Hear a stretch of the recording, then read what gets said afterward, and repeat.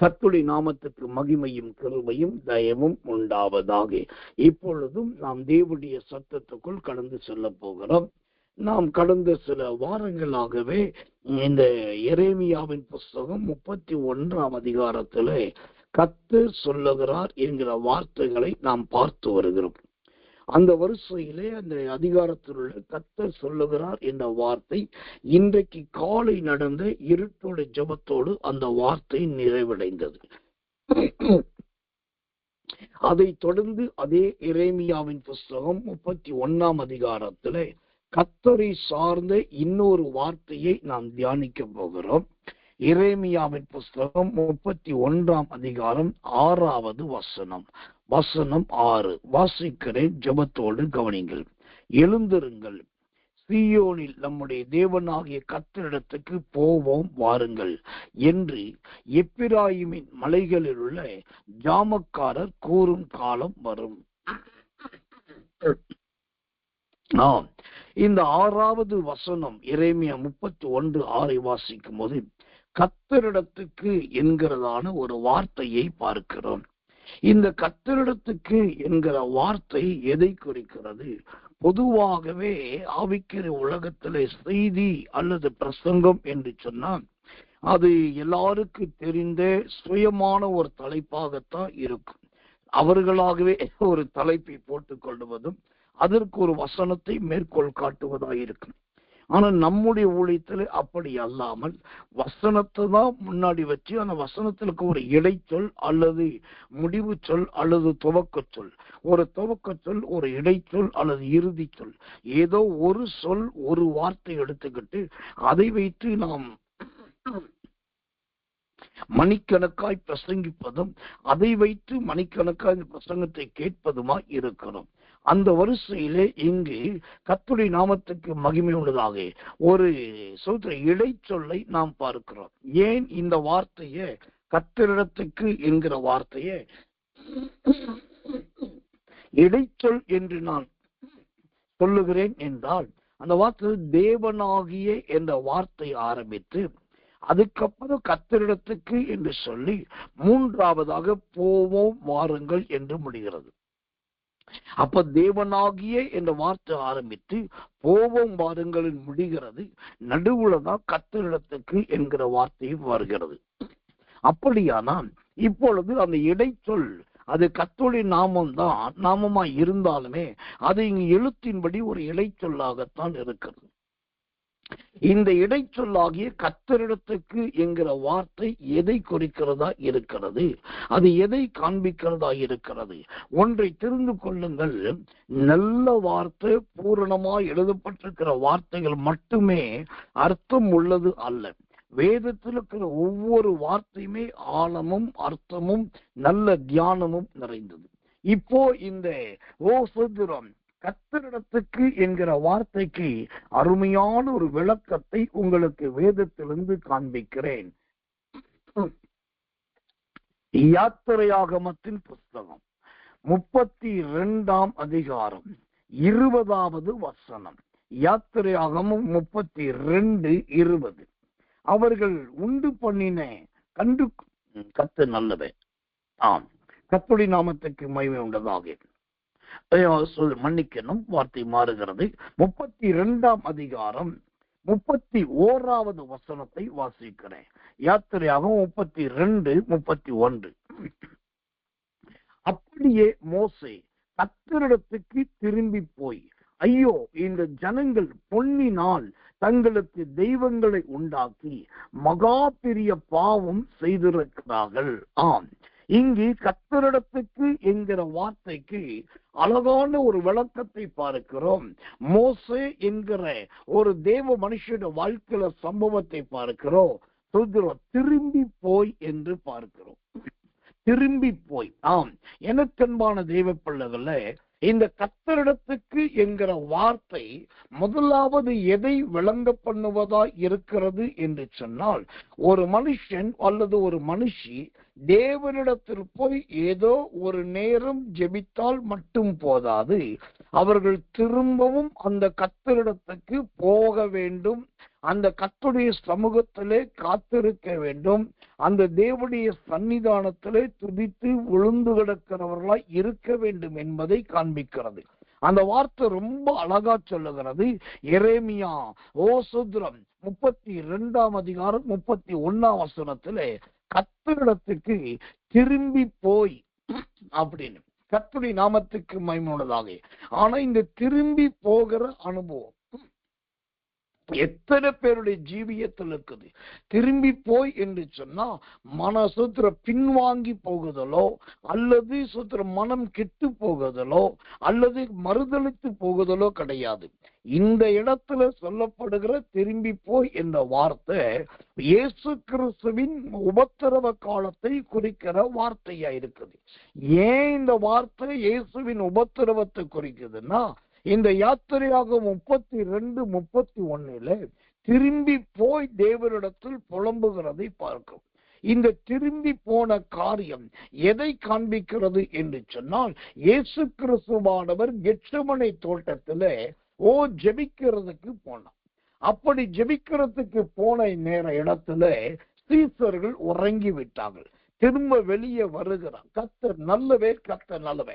அப்புறம் அவங்கள்ட்ட பேசுகிறார். 1 மணி நேரம் கூட விழித்திருக்க கூடாதா என்று ஆண்டவர் கடிந்து கொள்ளுகிறார். கடிந்து கொண்டு விட்டு உடனே அவர் என்ன செய்கிறார்? திரும்பி போய், கர்த்தர் நல்லவன், திரும்ப போய் முழங்கால் பண்ணிட்டு சொல்கிறோம், ஆண்டவரை பிதாவை நோக்கி ஜெபிக்கிறவராய் இருக்கிறார். இது எப்போ ஆரம்பித்தது? மோசையின் காலத்திலே அந்த மனுஷனுக்கு கிடைத்த அருமையான ஒரு கிருபை. அதே காரியத்தை இங்க இயேசுவானவர் அழகாய் பின்பற்றுகிறவராய் இருக்கிறதை பார்க்கலாம். எனக்கன்பான தேவ பிள்ளைகளே, அப்படியானால் நம்முடைய ஜெப ஜீவியம், நம்முடைய ஆராதனை ஜீவியம், நம்முடைய துதிக்கிற துதிகளின் ஜீவியம் கர்த்தர் நல்லவே எப்படிப்பட்டதா இருக்க வேண்டும்? ஒரு நேரம் ஒரு சமயம் போய் பார்த்து ஜெபித்து விட்டு ஸ்தோத்திரம் பண்ணிட்டு வந்து விடுவதல்ல. திரும்பியும் அந்த மலை மேல் ஏறுகிற ஒரு அனுபவம் இருக்க வேண்டும். கர்த்தர் நல்லவை திரும்பவும் தேவ சமூகத்துல போய் அழுகிறதா இருக்க வேண்டும். கர்த்தருடைய நாமத்துக்கு மகிமை உண்டதாக. திரும்பவும் ஆண்டவரிடத்துல போய் ஸ்தோத்திரம் அறிக்கையிடுகிறவர்களாய் காணப்பட வேண்டும். இப்படி திரும்பி போய் தேவ சமூகத்துல இருப்பதற்கு பேர்தான் அந்த கர்த்தரிடத்துக்கு என்கிற அருமையான அர்த்தத்தை அது குறிக்கிறதா இருக்கிறது. இயேசுவானவர் கெத்செமனே தோட்டத்திலே திரும்பி போய் கர்த்தர் நல்லவே, கர்த்தர் நல்லவே, அவர் சூத்திரம் வாக்கு கடங்காத பெருமூச்சுக்களோடு விண்ணப்பம் பண்ணினார். அவரே அப்படி செய்தார் என்று சொன்னா கர்த்தர் நல்லவே, கர்த்தர் நல்லவே, கர்த்தர் நல்லவே. நாமும் அதை பின்பற்றுகிறவர்களா இருக்க வேண்டும். நாமும் அதை செயல்படுத்துகிறவர்களாய் இருக்க வேண்டும். கர்த்தருடைய நாமத்துக்கு மகிமை உண்டாவதாக. யோசித்து பாருங்க, ஆரம்பத்துல அடிக்கடி உபவாசிக்கிற உபவாச நாட்கள் நிறைய இருந்ததா இல்லையா? ஆரம்பத்துல அடிக்கடி கர்த்தருக்கு பொருத்தனை பண்ணுகிற பழக்கம் இருந்ததா இல்லையா? ஆரம்பத்திலே நல்ல ஜெபிக்கிற வீரர்களை, நல்ல ஜெபிக்கிற வீராங்கனைகள் யார் என்று அவர்களை வலை போட்டு தேடுகிற பழக்கம் இருந்து அவங்களோடு ஐக்கியத்தை உருவாக்கின காலங்கள் இருந்ததா இல்லையா? சொல்கிறோம், நிறைய ஊழியங்கள் இருக்கிறது, நிறைய சபைகள் இருக்குது, நிறைய பிரசங்கம் இருக்குது. எல்லாமே எனக்கு வேண்டாம், என் ஜீவியத்துக்கு ஏற்ற நல்ல சத்தியமுள்ள சபை வேண்டும் என்று சொல்லி ஒரு காலத்துல சத்தியத்தை தேடி அலைந்த காலம் இருந்ததா இல்லையா? ஆனா இந்த நாட்களில் அந்த திரும்பி பார்க்கிற அனுபவம் கிடையாது. அந்த கர்த்தரிடத்துக்கு நாம் திரும்புகிறவர்களாய் மாற வேண்டும்.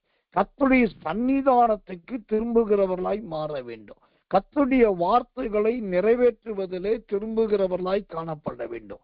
மோசே திரும்பி போய் கர்த்தரிடத்திலே கர்த்தர் நல்லவே தன்னுடைய காரியங்களை சொல்லுகிறதை, அழுகிறதை, அறிக்கையிடுகிறதை பார்க்கிறோம். அவ்வளோ பெரிய ஒரு தேவ மனுஷனே தனக்கு இருக்கிற 1008 அலுவல்கள், பலவிதமான பிரச்சனைகளுக்கு மத்தியிலே திரும்பி போய் கர்த்தரிடத்துக்கு சோதரம் அறிக்கையிடுகிறதும் விண்ணப்பிக்கிறதும் துதிக்கிறதும் ஜெபிக்கிறதுமாய் இந்த மனுஷன் காணப்படுகிறார் என்று சொன்னால், தேவனுடைய நாமத்துக்கு மகிமை, கிருபை, தயை உண்டாவதாக. நாமும் அந்த பரிசுத்தவானை போல, நாமும் அந்த தேவ மனுஷனை போல கர்த்தரிடத்துக்கு திரும்பி போய் திரும்பி போய் திரும்பி போய் சோதரம் முடிஞ்ச வரைக்கும் ஜெபிக்கணும். இன்றைக்கு நீங்க முகமதிய சகோதரர்களை எடுத்துக்கொள்ளுங்க. ஒரு முறை தொழுகைக்கு போறாங்க, அதோடு நின்றுல மறுமுறை தொழுகைக்கு போறாங்க. இப்படி ஒரு நாளைக்கு 1 ராஜாக்கள் 18ஆம் அதிகாரத்திலே 41, 42 சொல்லுகிறபடி நீ திரும்பி போய் 7 விசை பாரு என்று சொன்ன மாதிரி இந்த முகமதிய சகோதரர்கள் தொழுகை செய்வதற்கு 7 முறை போறாங்க. ஒரு நாளையில 7 முறை, ஒரே நாளில் 7 முறை திரும்பி போய் திரும்பி போய் திரும்பி போய் அவங்க அப்படியே சாஸ்தாங்கமாய் விழுகிறார்கள், முகங்குப்புற விழுகிறார்கள், அப்படியே கண்களை மூடுகிறார்கள், 2 கைகளை விரித்து தெய்வத்துக்கு காண்பிக்கிறார்கள், அப்படியே மௌனமாய் தொழுது கொள்ளுகிறார்கள். எல்லாம் முடிச்சுட்டு வந்தாச்சு. திரும்ப ஒரு மணி நேரம் 1.5 மணி நேரம் கழிச்சு அவங்க இருக்கிற இடத்திலே ஒரு துண்டை விரிச்சிடுறாங்க. துண்டை விரிச்சு அங்கேயே அப்படியே செலுத்துறோம், முகம் கூப்புற விழுந்து, அப்புறம் நேர் முழங்கால நின்று, அப்புறம் கையை தூக்கி திரும்பவும் தொழுது கொள்றாங்க. இப்ப கவனிங்க, ஒரு முகமதிய மார்க்கத்தை சார்ந்த சகோதரர்களே ஒரு நாளைக்கு 7 முறை திரும்பி போய் தேவனுடைய சன்னிதானத்துல சோத்திரம் அவர்கள் தங்கள் காரியங்களை, விண்ணப்பங்களை, வேண்டுதல்களை அறிக்கையிடுகிறதை பார்க்கிறோம். அவர்களுக்கே அப்படி இருக்கும் என்று சொன்னா, நாம் ஜீவனுள்ள தேவனை ஆராதிக்கிறோம். சோத்திரம் 5000 6000 அல்ல, கோடான கோடி ஆண்டுகளாய் உயிரோடு இருக்கிற அந்த தேவனை ஆராதிக்கிறோம். அப்படி ஆராதிக்கிற நாம் ஒரு நேரம் மாத்திரம் அல்ல, கர்த்தரிடத்துக்கு திரும்பி போகிறவர்களா இருக்க வேண்டும். கர்த்தரிடத்துக்கு திரும்பி சொல்லுகிறவர்களா இருக்கணும். நீங்க கொஞ்சம் கவனிங்களேன். இப்ப நம்ம ஆன்லைன்ல இந்த ஊழியத்தை செஞ்சிட்டு இருக்கோம். நீங்க மற்ற எல்லா இடத்துலயும் பாருங்க, ஆன்லைன் ஊழியத்தை ஒரு நாளைக்கு 1 முறை இருக்கும். ஒன்று முழு இரவு ஜெபம் இருக்கும், அல்லது அதிகாலை ஜெபம் என்று இருக்கும், அல்லது இரவு ஜெபம் என்று இருக்கும், அல்லது பகலிலே என்னைக்காவது ஒரு நாள் உபவாச ஜெபம், ஏதோ ஒன்று இருக்கும். ஒரு ஜெபம் ஒரு கூட்டம் தான் நடத்தும். அதுக்கே நிறைய பேர் பாடுபடுகிறார்கள். ஆட்கள் வரல, சோத்திர விசுவாசிகள் வரல, ஆன்லைன் ஜெபத்தை கலந்துக்கிறேன். ஆனா நம்ம ஊழியத்துல கர்த்தர் கொடுத்திருக்கிற அழகான ஒரு பாக்கியத்தை பாருங்க. காலையில 3 மணிக்கெல்லாம் கிளம்பி நம்ம இருட்டோட ஜெபத்துல கலந்துக்கிறோம். அப்புறம் மத்தியானத்துல இந்த தினந்தோறும் திரும்பி போய் அல்லது திரும்பி வந்து கூட்டத்துல கலந்துக்கிறோம். இப்ப நம்முடைய கூட்டத்துக்கு வந்திருக்கிறதுல பாருங்க, காலை இருட்டோட ஜெபத்துக்கு வந்து பலரும் வந்திருக்கீங்க.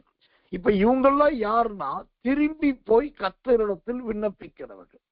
இப்போ நம்ம ஊழியத்துல காலையில மட்டும் கிடையாது, மத்தியானத்தோடு முடிஞ்சிடல, திரும்ப ராத்திரியிலே ஒரு ஊழியம். இதெல்லாம் ஏன்னாக்கா, எந்த அளவுக்கு தேவனிடத்தில் திரும்பி போய் விண்ணப்பிக்கிறவர்களாய், வேண்டுதல் செய்கிறவர்களாய், கண்ணீர் வடிக்கிறவர்களாய் இருக்கிறோமோ அந்த அளவுக்கு காரியங்கள் நடக்கும். என்ன நடக்கும் தெரியுமா?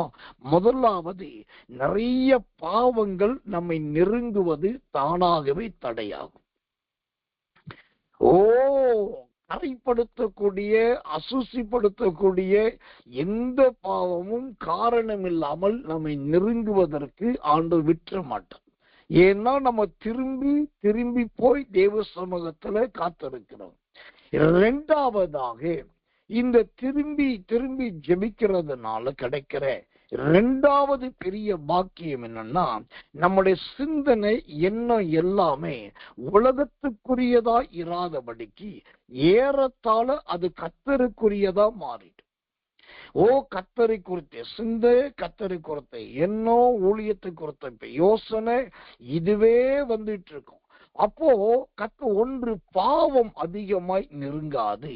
2வது, கர்த்தரை குறித்து, தேவனை குறித்த ஒரு சிந்தை இருந்துகிட்டே இருக்கும்.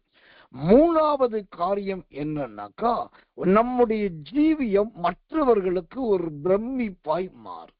எப்படி பிரமிப்பாய் மாறும்? உங்க ஃப்ரெண்ட்ஸ்ல நீங்க பேசிட்டு இருக்கீங்க. அப்ப எங்க ஜெபத்துக்கு போற, இதுல கலந்துக்கிற அப்படின்னாக்கா, இப்படி இயேசுவின் வல்லமை ஊழியம் என்று ஒன்று இருக்குது, அந்த ஊழியத்துலதான் நான் இருக்கிறேன், அங்கதான் கலந்துக்கிறேன். அப்படியா, பரவாயில்லையே, எந்த ஊழியம் செய்யறாங்க, எப்படி நடத்துறான்னு உடனே நீங்க சொல்லுவீங்க. ஓ, கத்து நல்லவே. காலையில 3 மணிக்கு 2:45 ஜனங்க வந்துடுறாங்க. மத்தியானத்துல தினம் 2 மணில இருந்து 3:30 வரைக்கும் ஒரு ஞாயிற்றுக்கிழமை ஆராதனை இருக்கு. ராத்திரியில இப்படி ஒரு சுதந்திரம் முழு குடும்பமா உட்கார்ந்து கேட்கக்கூடிய ஒரு இரவுக்கு ஒரு ஜெபம், இதெல்லாம் 3 தினம் இருக்குன்னு நீங்க சொன்னீங்கன்னா அந்த கேட்கிறவர்கள் பார்க்கிற என்ன செய்வாங்க, பிரமிப்படைவார்கள். ஒரு நாள்ல இத்தனை ஊழியமா, இத்தனை கூட்டமா, இத்தனை கலந்துக்கிறியாங்க.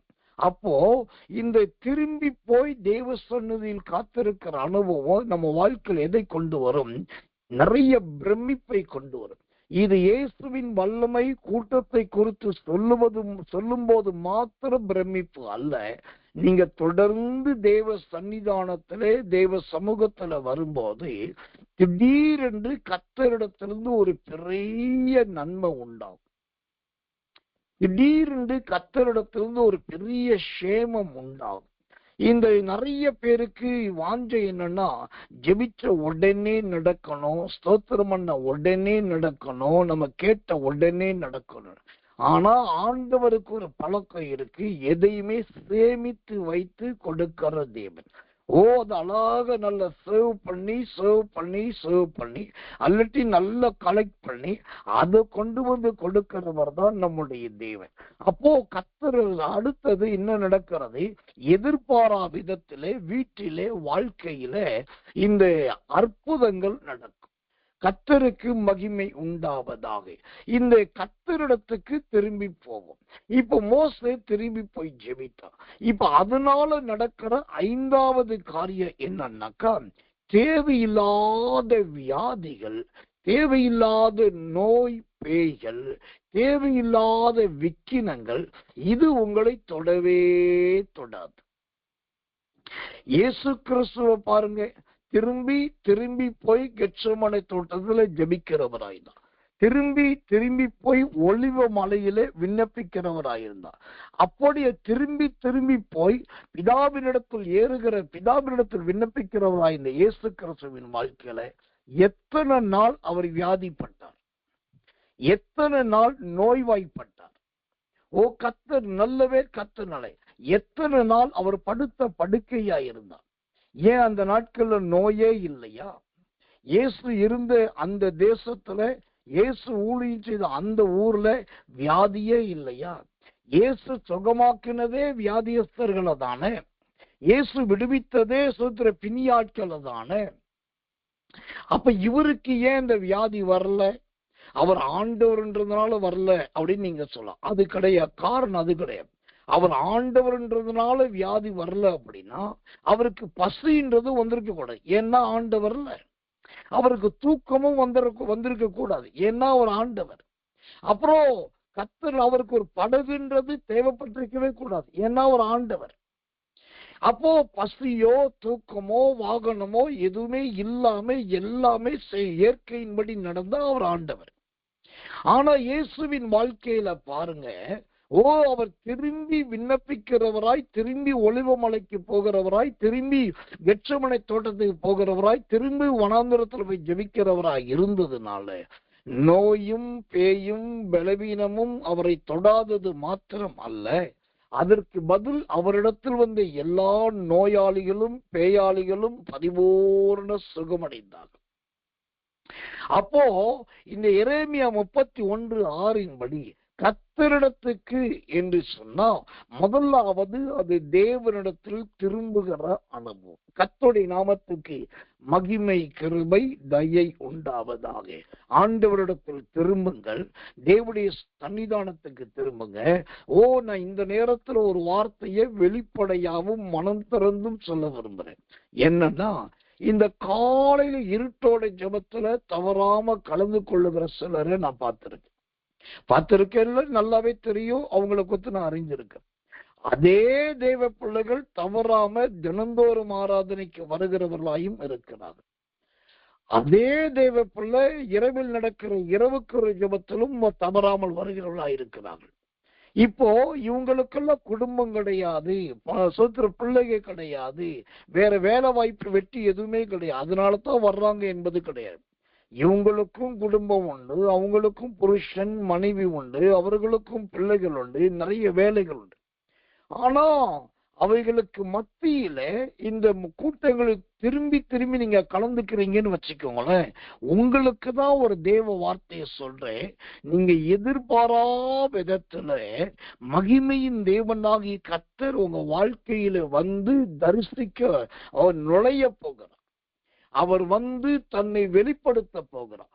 அப்படி அவர் தன்னை வெளிப்படுத்தின நாட்களுக்கு பின்பு பாருங்க, இதுவரைக்கும் இல்லாத மேன்மையை நீங்கள் அனுபவிப்பீர்கள், இதுவரைக்கும் இல்லாத கனத்தை நீங்கள் அனுபவிப்பீர்கள், இதுவரைக்கும் இல்லாத சுதந்திரத்தை நீங்கள் பெற்றுக்கொள்ளுவீர்கள். ஏன்னாக்கா அடிக்கடி தேவ சமூகத்துக்கு திரும்பி போய் கலந்து கொள்ளுகிறவர்களாய் இருக்கிறீர்கள், ஜெபிக்கிறவர்களாய் இருக்கிறீர்கள். அது கர்த்தரிடத்துக்கே வந்ததற்கு சமானம்.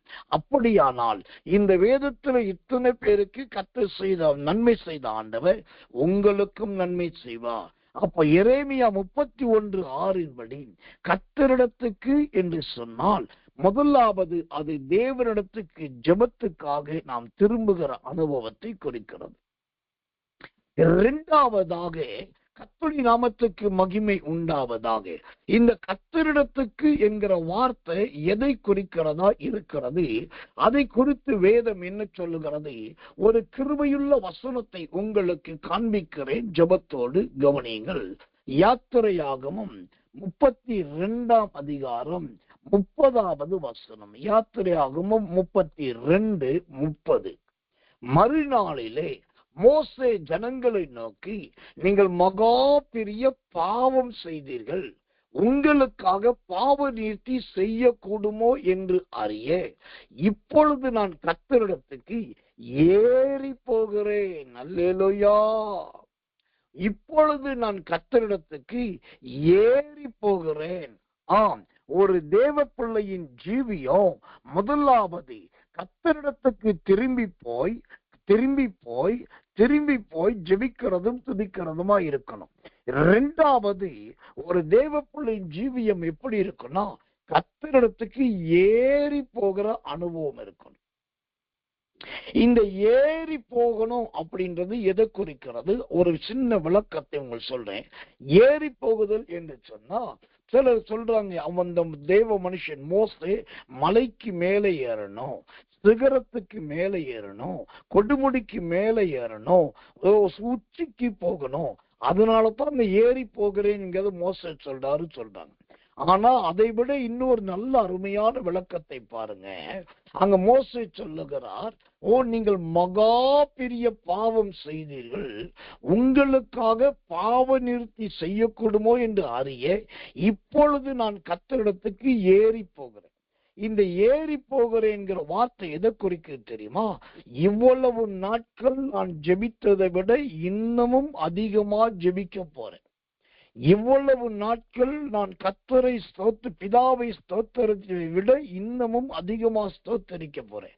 ஏன்னாக்கா ஏறி போகிறேன் என்கிற வார்த்தை எதை குறிக்குதுன்னா, நீங்க எந்த அளவுக்கு பாவம் செய்தீர்களோ அதை விட அதிகமாய் நான் ஜெபிக்க போகிறேன். நீங்க ஒரு வார கால பாவத்துல இருந்திருப்பீங்கன்னாக்கா உங்களுக்காக 1 மாத காலம் நான் ஜெபிக்க போறேன். அப்போ ஒரு மனுஷனுடைய வாழ்க்கையில, ஒரு விசுவாசியின் ஜீவியத்துல பாவம் எந்த அளவுக்கு இருக்கிறதோ அதை விட ஒரு 10 மடங்கு அதிகமா ஜெபிக்கிற பரிசுத்தவான்களால் தான் விசுவாசிகளுடைய பாவத்துக்கு நிவர்த்தி செய்ய முடியும். கர்த்தருக்கு மகிமை. நேற்றைய தினத்துல என்னிடத்துல ஒரு ப்ரொஃபசர், காலேஜ் ப்ரொஃபசர் ஒருத்தர் பேசிட்டு இருந்தார். அப்போ அவர் சொல்றாரு, எங்க சொல்றோம் பசு எங்க வீட்டுக்கு ஏத்தாப்புல இப்படி ஒரு நபர், எப்ப பார்த்தாலும் கெட்ட வார்த்தை, எப்ப பார்த்தாலும் பயங்கரமான தூஷண வார்த்தை, எந்த நேரத்திலும் எங்களை கண்ணோக்கி பார்க்கறது, எங்க மேல வன்மம் வைக்கிறது, எங்களுக்கு விட தூற்றுவது, அல்லது வேணுமனே பாதையில் ஏதாவது பண்றது, இதுதான் பிரச்சனை. எப்ப பார்த்தாலும் என்னால் என்ன பண்றதுன்னு தெரியல. கடைசியா போன வாரத்துல ஒரு பிரச்சனை நடந்துருச்சு. அவங்க பேச நானும் பேசிட்டு, அவங்க வார்த்தையை விட நானும் வார்த்தை விட்டுட்டு, அப்புறம் போய் நான் போலீஸ் ஸ்டேஷன்ல ரிப்போர்ட் கொடுத்தேன். அவங்க கூப்பிட்டாங்க, கேட்டாங்க. ஆனா அவனை வந்து அவ்வளோ எதிரா கிரியை செய்யணும், ஒண்ணுமே தண்டிக்கல, அப்படியே விட்டுட்டாங்க. எனக்கு மனசு உடைஞ்சு போச்சு. நான் தான் பிரச்சனை வந்து சுதந்திரம் அந்த அவ கடைசியில அவங்கள போலவே நானும் மாற வேண்டி ஆயிடுச்சு அப்படின்னாரு. அப்ப அதை கேட்கறதுக்கு பரிதாபமா இருந்தது. பேசிய ஊழியக்காரன் என்கிட்ட பேசிட்டு இருக்குது ஒரு விசுவாசி. அவரு நல்ல ஒரு கிறிஸ்தவ பெந்தேகோஸ்தே சபைக்கு போயிட்டு இருக்காரு. அப்புறம் நல்ல படிப்பாளி, நிறைய மாணவர்களுக்கு மாணவிகளுக்கு பாடத்தை சொல்லி கொடுக்கிற ஒரு கல்லூரி பேராசிரியரா இருக்கிறார். ஆனா அவருடைய வாழ்க்கையில பாருங்க, ஓசத்திரம் அந்த பாவம் செய்கிற மனுஷர்களை ஏறி போய் ஜெயிக்க முடியல. அதற்கு பதில் அந்த பாவத்துக்கு ஈடா இவர்கிட்ட இருந்து பாவம் புறப்படுது. அவங்க ஒரு ஆனா அப்படின்னு ஒரு வார்த்தை சொல்றாங்களா, இவர் ஆவண்ணா அப்படின்னு ஒரு வார்த்தை சொல்றாரு. அவங்க பி அப்படின்ற வார்த்தை சொல்றாங்களா, இவர் உடனே சொல்றோம் சி அப்படின்ற வார்த்தையை சொல்றாரு. அப்போ இங்க ஒரு அறிய வேண்டிய ஒரு சத்தியம் மோசே சொல்லுகிறார், நான் உங்களுடைய மகா பாவத்துக்காக நான் தேவனிடத்துக்கு ஏறி போகிறேன். இந்த ஏறி போகுதல் எதை காண்பிக்கிறது? நம்ம வீட்டில இருக்கிறவர்கள் ஒரு பெரிய பாவிகளா இருக்கலாம், அல்லது துராக்கிரதம் பண்ணுகிறவர்களா இருக்கலாம், கொடுமைக்காரர்களா இருக்கலாம், எல்லா பாவத்திலும் துணிஞ்சவங்களா இருக்கலாம். அவங்க அப்படி இருக்கிறாங்க, உண்மைதான். ஆனா அந்த இடத்துல நம்ம எப்படி இருக்கோம்னா, அவங்கள விட ஒரு 10 மடங்கு கர்த்தருடைய கிருபையிலே முன்னேறுகிறவர்களா இருக்கணும். ஜெபத்திலே மேன்மை அடைந்தவர்களா இருக்கணும். அதுதான் ஏறி போகிற அனுபவம். அவங்கள விட நம்முடைய ஆவிக்குரிய ஜீவியமும் கனி கொடுக்கிற வாழ்க்கையோ அவங்கள விட ஒரு 10 மடங்கு அதிகமா காணப்படணும். அப்போதான் இந்த பாவத்தை மேற்கொள்ள முடியும். பாவம் செய்கிறவர்களை ஜெயிக்க முடியும். இல்லாவிட்டா என்ன நடக்கும் தெரியுமா? இந்த மோசையை போல கர்த்தரிடத்துக்கு ஏறி போகிற, எங்கும் பாவம், எதிலும் பாவம், எல்லாத்துலயும் பாவம், எப்பயும் பாவம். இப்ப எல்லா பாவத்தினால நிறைஞ்சிருச்சு. இப்ப மோசை போகணும்னாலே அந்த பாவங்களை மிதிச்சுக்கிட்டுதான் பாவத்துக்கு மேலதான் இவன் கர்த்தரிடத்துல ஏறி போகணும். ஆனா அதையும் தைரியமா செய்யறான் பாருங்க. ஆனா இப்படி உங்க வீட்டில் இருக்கிறவர்கள் பாவம் செய்கிறவர்களாய், பாவிகளாய் அல்லது இடர்காரர்களாய் இருக்கும் போது அவங்கள விட உங்களின் நீதி 10 மடங்கு அதிகமாகணும். அவங்கள விட உங்களுடைய ஜீவியத்தின் நியாயம் 10 மடங்கு பெருகினதா இருக்கணும். ஒருவேளை அப்படி 10 மடங்கு பெருகினதா, அதிகரித்ததா இல்லை, நீங்க அவங்களை ஏறி போக முடியாத நிலைமையில இருக்கிறீங்கன்னா, அடுத்து என்ன, சின்ன ஒரு சர்க்கிள் வரும். என்ன சர்க்கிள் தெரியுமா? அவங்கள்ட்ட சர்க்கிள் வராது. தேவ பிள்ளைகளாகி உங்களுக்கு தான் சர்க்கிள் வரும். அவங்க பேசும்போது நீங்கள் பதில் பேச வேண்டியது வரும். அவர்கள் வையும் போது பதிலுக்கு வைய வேண்டியது வரும். அவர்கள் வசை பாடும்போது நாம் வசை பாட வேண்டியது வரும்.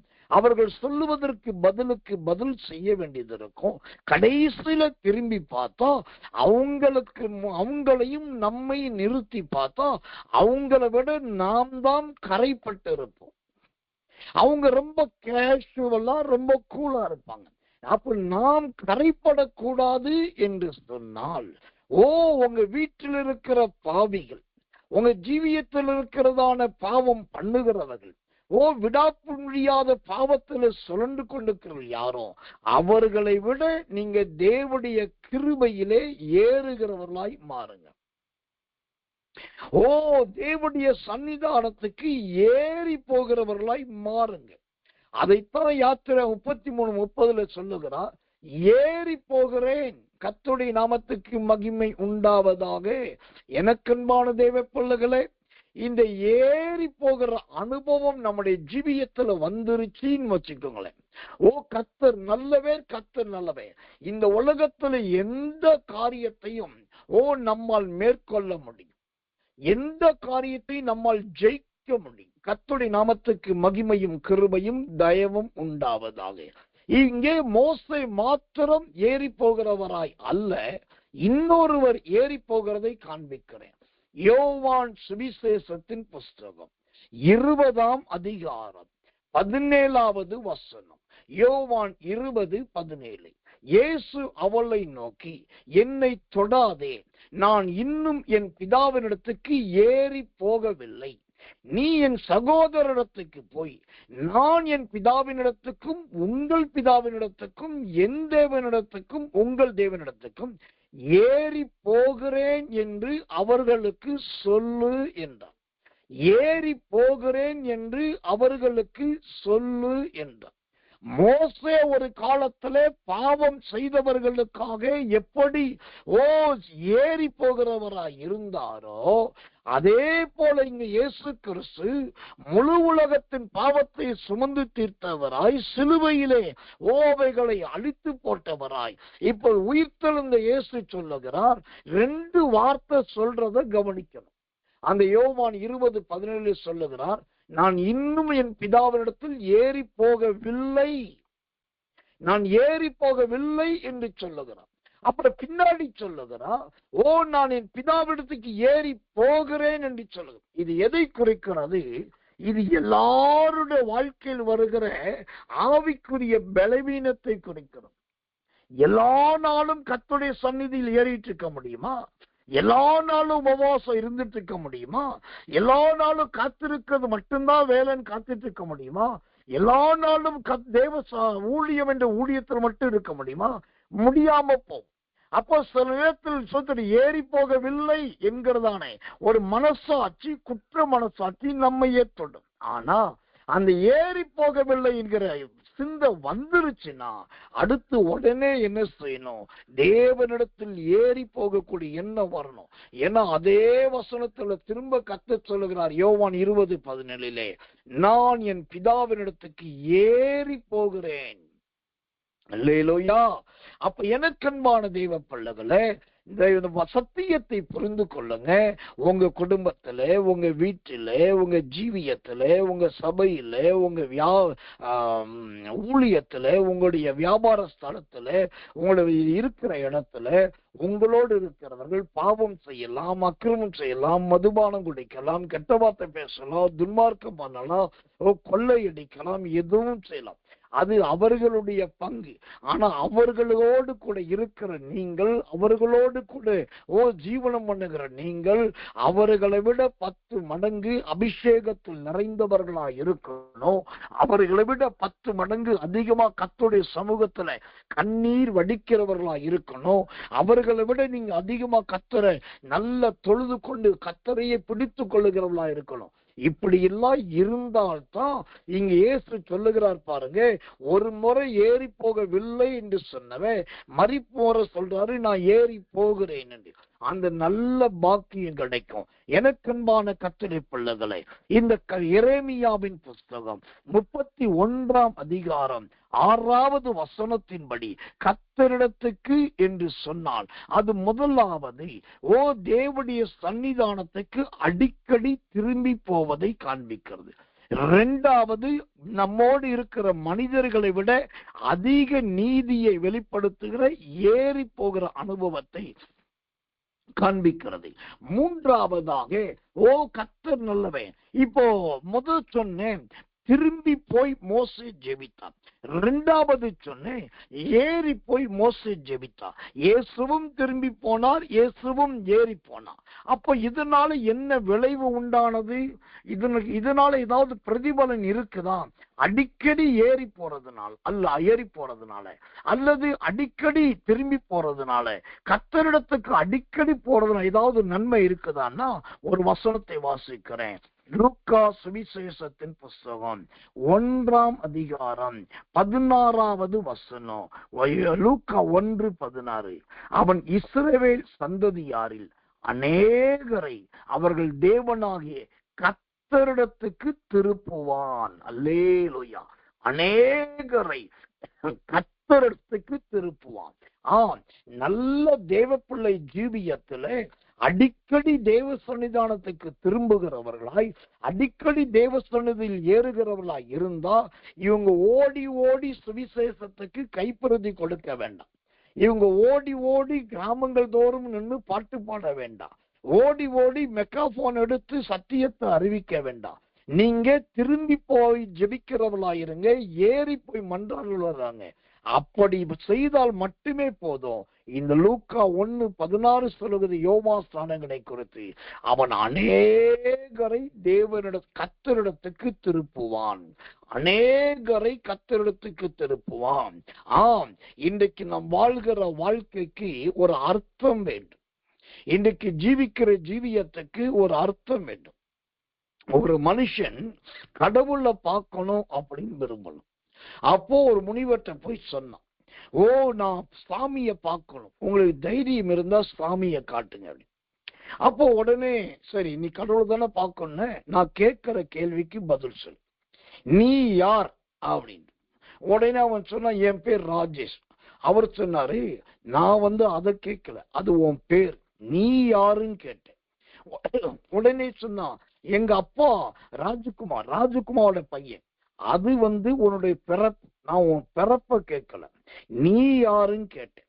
அடுத்து திரும்ப சொல்றோம், நீ யாருன்னு கேட்ட உடனே அவன் உடனே சொல்றான், நான் ஒரு இன்ஜினியர். எப்பா நான் கேட்டது உன் தொழில் என்ன, நீ இன்ஜினியரா, தொழில் என்ன தொழில் பண்ற நான் கேட்கல, அது உன்னோட தொழில், நீ யார் அதை சொல்லு. உடனே அவன் சொன்னான், உன் கர்த்தர் நல்லவே, நான் இந்த ஜாதிக்காரன். அது உன் இனம்பா, அது உங்க மூதாதையர்ல உங்க தாத்தா பாட்டி காலத்துல வந்த இனம், அது ஒரு ஜாதி. நான் உன் ஜாதிய கேட்கல, உன் இனத்தை கேட்கல, நீ யார். இப்படி திரும்ப திரும்ப கேட்கறது. என்னென்னமோ சொல்லும் போது கரெக்டா இவரு அதே திரும்ப கோட் பண்ற, கடவுள் நீ யாருன்னு கேட்டவன் திரும்ப திரும்ப கேட்டவனே அவனுக்கு ஒண்ணுமே சொல்ல முடியல. அப்பதான் அவர் சொன்னாரு, நீ பிறந்திருக்கிற, வளர்ந்திருக்கிற, படிச்சிருக்கிற, இவ்வளவு பெரிய ஆம்பளையாயிருக்க, ஆனாலும் நீ யாரே உனக்கு தெரியல.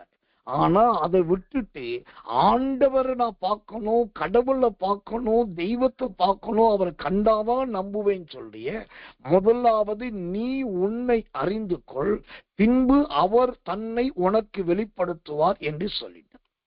இன்னைக்கு நிறைய பேருடைய ஜீவியத்துல இதுதான்.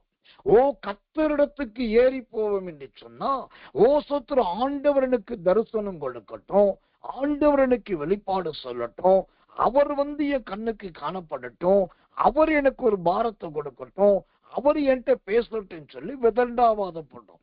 ஆனா நான் சொல்றேன், இந்த விதண்டாவாதம் எல்லாம் தூக்கி போட்டுட்டு தேவனிடத்துக்கு திரும்புங்க, தேவ சமூகத்துல ஏறுங்க. திரும்புகிறவர்களும் ஏறுகிறவர்களுமா இருந்தீங்கன்னா, நான் அடித்து சொல்லுகிறேன், ஆணித்தரமா சொல்றேன், இந்த லூக்கா 1:16 படி நீங்க இருக்கிற இடத்துல இருந்தே அநேகரை தேவனிடத்துக்கு திருப்ப முடியும். இப்ப யோவா ஸ்நானகனை எடுத்துக்கொள்ளுங்க, இயேசுவை எடுத்துக்கொள்ளுங்க. யோவா ஸ்நானகனும் ஊழியத்தை செய்கிறார், இயேசுவும் ஊழியத்தை செய்கிறார். இப்ப நல்லா கவனிச்சு பார்த்தீங்கன்னா, கர்த்தர் நல்லவே. யோவா ஸ்நானகன் ஒரு குறிப்பிட்ட ஏரியாவில, குறிப்பிட்ட ஊர் பகுதியில மட்டும்தான் ஊழியம் செய்கிறார். ஆனா இயேசுவை பார்த்தீங்கன்னா பல நாடுகளுக்கு போய் ஊழியம் செய்தார் என்று பார்க்கிறார். ஆனால் யோவான் ஒரு குறிப்பிட்ட பகுதியில ஊழியம் செய்த யோவானை குறித்த வேதம் சொல்லுகிறது, அவன் அநேகரை தேவனிடத்துக்கு திருப்பினான். எவ்வளவு நல்ல சாட்சி பாருங்க. அப்போ இங்க ஒரு பெரிய ரகசியம் அடங்கி இருக்கிறது. நீங்க தாசில்தாரை பார்க்கணும், விஓவை பார்க்கணும், செக்ரட்டரிய பார்க்கணும், மினிஸ்டரை பார்க்கணும், அல்லது சொல்ற இவங்களை பார்க்கணும், அங்க சென்ட்ரல் கவர்மெண்ட்ல போய் பிரச்சனை பண்ணணும். இதெல்லாம் பண்றதுன்னு பிளான் பண்றீங்க. நீங்க அங்கெல்லாம் போறதுக்கு பதிலா தேவனிடத்துக்கு திரும்ப திரும்ப தேவ சந்நிதிக்கு போங்க. உங்க வீட்டில் இருக்கிறவருடைய முயற்சிகள் காரியங்களை விட உங்களுடைய முயற்சி ஆவிக்குரிய ரீதியா 10 மடங்கு கூட இருக்கட்டும். இதெல்லாம் இந்த 2 காரியத்தை நீங்க பண்ணினாலே 3வது என்ன ஆயிரும் தெரியுமா? அநேகரை நீங்கள் கர்த்தரிடத்துக்கு திருப்பிடுவீங்க. உங்க காரியம் அப்படியே நடந்துரும், உங்க திட்டங்கள் அப்படியே நிறைவேறிடும், உங்க ஊழியங்கள் அப்படியே செம்மை மார்க்கமா மாறிடும். இதுதான் இந்த பெரிய ரகசியம். கர்த்தரிடத்துக்கு என்கிற மூணாவது வார்த்தை, நாம் இருக்கிற இடத்துல இருந்து கொண்டு அநேகரை தேவனிடத்துக்கு திருப்புவது. கர்த்தர் நல்லவர், கர்த்தர் நல்லவர், கர்த்தர் நல்லவர். இந்த யோவா ஸ்நானகனை போல அநேகரை தேவனிடத்தில் திருப்புகிற அந்த ஊழியத்தை ஆண்டவர் உங்களுக்கு தருவாராக, உங்களை எடுத்து பயன்படுத்துவாராக. ஆண்டவர்ட்ட ஒண்ணு கேளுங்க. ஆண்டவர் யோவா ஸ்நானகனை குறித்து நீ தீர்க்க தரிசனம் சொல்லி இருக்கிறீர். லூக்கா 1:16 இவன் அநேகரை கர்த்தரிடத்துக்கு திருப்புவான் சொன்னீரே, அதே ஊழியத்தை எனக்கு தாங்க. நான் மாடி கட்டணும், பங்களா கட்டணும், காரு வாங்கணும், வெளிநாட்டுக்கு போகணும், எருசலேம் போகணும், இஸ்ரவேலை சுத்தி பார்க்கணும். அது எல்லாத்தையும் விட நல்ல ஒரு தேவ மனுஷன் உண்மையான இறுதி எப்படி இருக்குன்னா, நான் அநேகரை தேவனிடத்துக்கு திருப்ப வேண்டும். அந்த சிந்தை உங்களுக்கு வருவதாக. கர்த்தர் நல்லவே, கர்த்தர் நல்லவே. கடைசியா அந்த வசனத்தை வாசித்து முடிக்கிறேன்.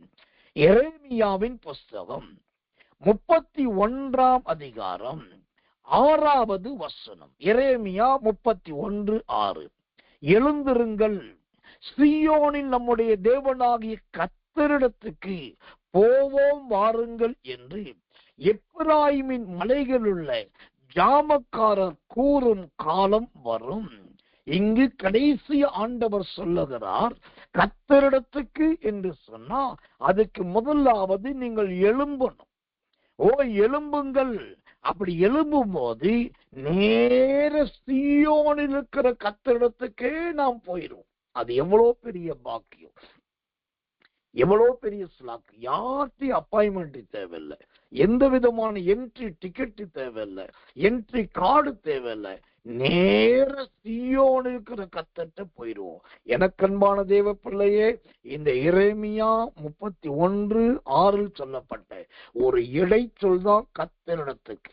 அந்த கர்த்தருக்கு என்கிற கர்த்தரிடத்துக்கு என்கிற ஒரு இடைச்சொல்லிலே இவ்வளவு பெரிய ரகசியத்தை, இவ்வளவு பெரிய சத்தியத்தை ஆண்டு மறைச்சு வச்சிருக்காரு. அந்த மறைச்சு வச்ச சத்தியத்தை இன்னைக்கு உங்களுக்காக அந்த நலவ தைலத்தின் குப்பி உடைக்கப்பட்டதை போல இன்னைக்கு இந்த ரகசியத்தை உடைச்சி உங்கள்கிட்ட ஊற்றி இருக்கிறாரு. இந்த தைலத்தை எடுத்து பூசிக்கிறதும், இந்த தைலத்தை நீங்க ஜாடியில வச்சு பத்திரப்படுத்திக்கிறதும் அது உங்க கையில தான் இருக்கு. தயவு செய்து நான் சொல்லி முடிக்கிறேன், அடிக்கடி தேவ சன்னிதானத்துக்கு திரும்புங்க, அடிக்கடி தேவ சமூகத்துக்கு ஏறி போங்க. இந்த 2 காரியத்தை செஞ்சீங்கன்னா, ஊழியக்காரனா நான் உங்களுக்கு ஒரு பிராமிஸ் பண்றேன், உங்க தலையில கைய வச்சு நான் உங்களை ஆசீர்வதிக்கிறேன். லூக்கா 1:16 படி அநேகரை கர்த்தரிடத்துக்கு திருப்புகிற ஒரு ஆயுதமாய் ஆண்டவர் உங்களை மாற்றுவார். அநேகரை கர்த்தரிடத்துக்கு கொண்டு வருகிற வல்லமையின் ஊழியக்கார சகோதரியா கர்த்தர் உங்களை மாற்றி விடுவார். தேவன் அப்படியே செய்யும்படி கண்களை மூடி ஒப்பு கொடுத்து எல்லாரும் ஒரு நிமிடம் கர்த்தரை ஸ்தோத்திரம் பண்ணுவோம், இயேசுவின் நாமத்தினாலே.